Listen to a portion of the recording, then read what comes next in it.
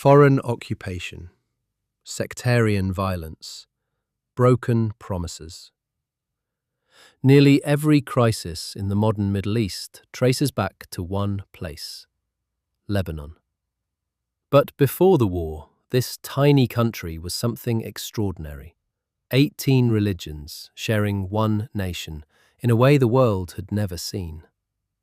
This is the story of how it was built and why it was doomed from the start. Since Roman times, the mountains of Lebanon have been a refuge for religious minorities.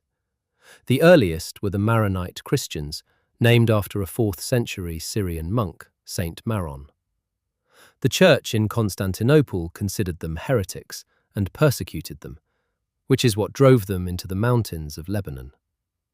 There they resisted Byzantine authority and practiced their religion freely. But it couldn't last. Eventually, Muslim armies conquered the region, and the Maronites became second-class citizens. In the 16th century, they reconnected with the Catholic Church in Rome.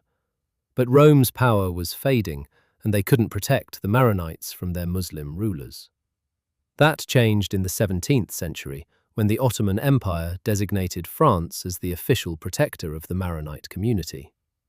This was the beginning of a relationship between France and Lebanon's Christians that would shape the entire country's future. Living alongside the Maronites was another religious minority, the Druze.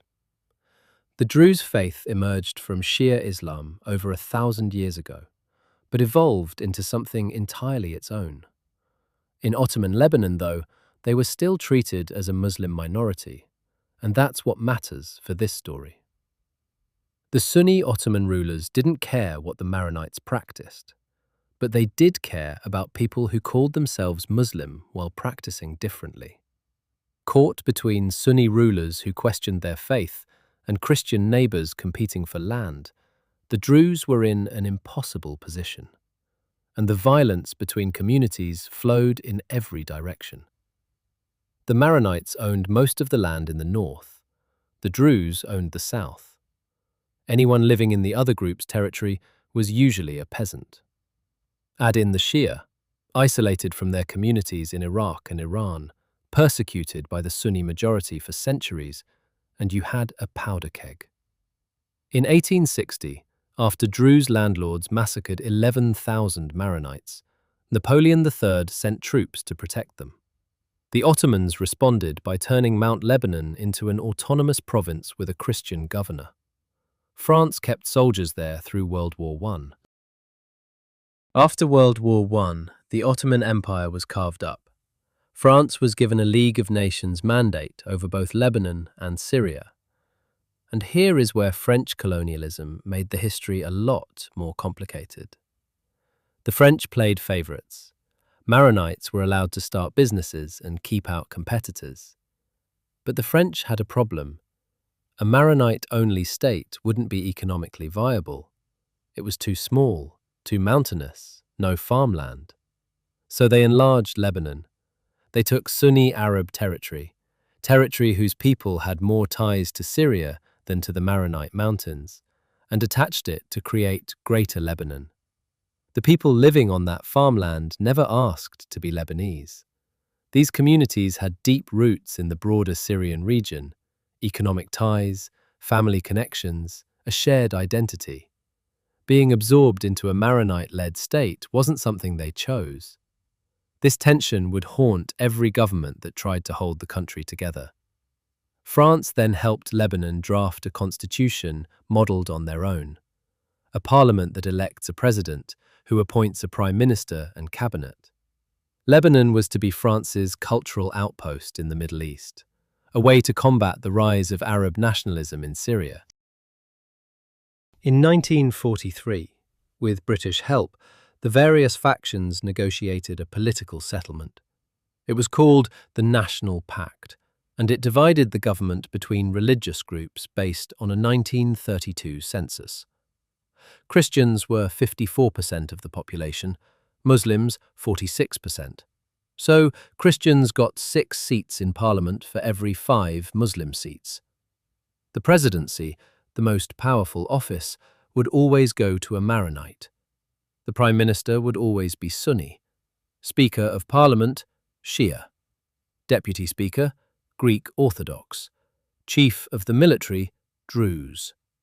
Every government department became a fiefdom for whichever sect controlled it. Nepotism and corruption became the system, not a bug in it.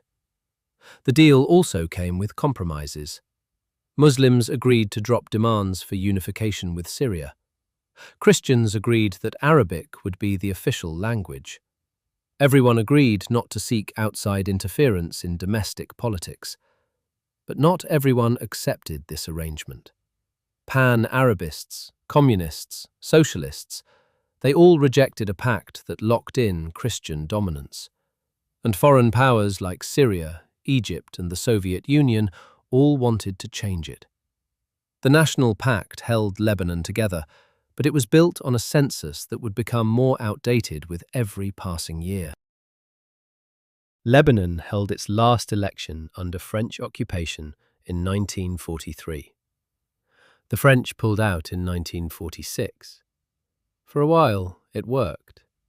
Beirut became the intellectual and financial capital of the Arab world, a banking hub, a haven for free press, and a crossroads for ideas that couldn't be spoken elsewhere in the region. But Arab nationalism was rising across the region. In 1948, the creation of Israel and the displacement of over 700,000 Palestinians, what Palestinians call the Nakba, the catastrophe, sent waves of refugees into Lebanon. The overthrow of Western-backed monarchs in Egypt and Iraq emboldened radicals. Nasser nationalized the Suez Canal. The message was clear. The Arabs are one people and must be one state. For Lebanon's Muslims, this was inspiring. For its Christians, it was terrifying. Because Arab nationalism wasn't just about unity, it threatened to dissolve the very system that gave Christians their power. And underneath all of it, the demographics were shifting. The Muslim population was growing faster than the Christian population. The 1932 census that gave Christians their majority, it was becoming a lie. But no one would agree to take a new one. By the early 1960s, Lebanon looked like the most successful experiment in coexistence the Middle East had ever seen. But it was held together by a deal that no one fully believed in, a census no one would update, and a balance of power that was already shifting. In the next episode, the Golden Age crumbles. Palestinian fighters turn southern Lebanon into a battlefield, and the factions that will tear the country apart begin choosing sides.